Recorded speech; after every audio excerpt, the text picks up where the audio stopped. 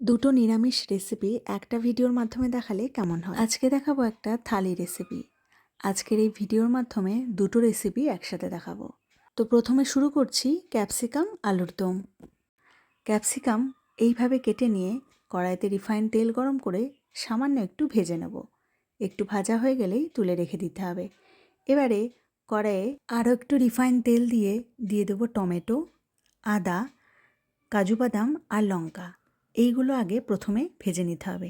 তারপরে দেব ধনেপাতা। ধনেপাতা আগে দিলেই কিন্তু একেবারে পুড়ে যাবে। এখানে আমি যা যা ইনগ্রিডিয়েন্ট ব্যবহার করেছি খুব বেশি ভাজার দরকার নেই, সামান্য একটু ভেজে নিতে হবে। ঠান্ডা হয়ে গেলে খুব ভালো করে একটা স্মুথ পেস্ট করে নিতে হবে।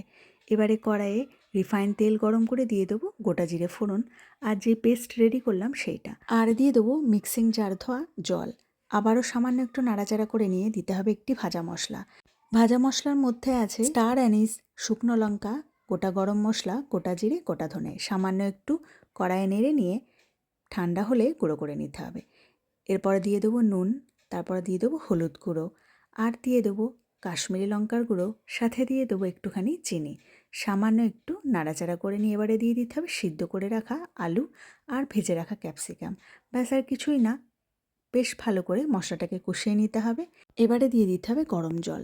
ব্যাস, গরম জল দিয়ে ঢাকা দিয়ে বেশ কিছুক্ষণ রান্না করে নিলে একদম রেডি ক্যাপসিকাম আলুর দম। এবারে দেখাবো পনির পোলাও। আমি নিয়েছি এখানে বাসমতি চাল আর পনিরটাকে একটু লম্বা লম্বা করে কেটে নিয়েছি। বাসমতি চাল খুব ভালো করে ধুয়ে নিয়ে জল ঝরাতে রেখে দেবো। কড়াইতে ঘি গরম করে পনির ভেজে তুলে রেখে দিতে হবে। এবারে বাসমতি চালের সাথে কিছু জিনিস মিশিয়ে দেবো। দিয়ে দেবো আদা বাটা আর গরম মশলা।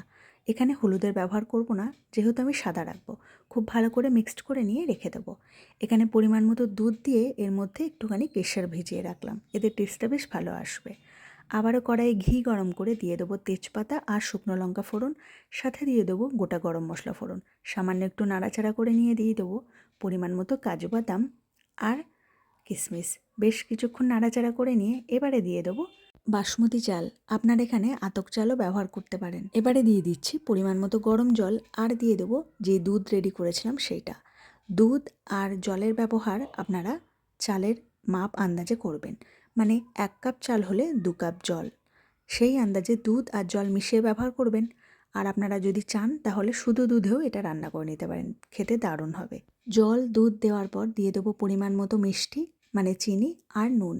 চিনি আপনাদের স্বাদ অনুসার দেবেন। আমি সাধারণত পোলাও মিষ্টি খেতেই পছন্দ করি।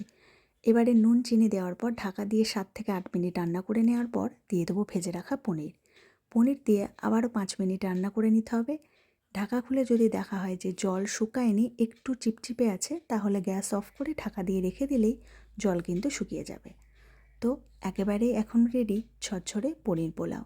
আজকের এই ভিডিওটা কেমন লাগলো জানাতে ভুলবেন না।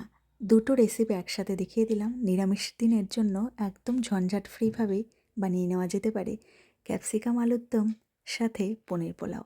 সকলে ভালো থাকবেন, সুস্থ থাকবেন। ফিরে আসবো অন্য কোনো ভিডিও নিয়ে।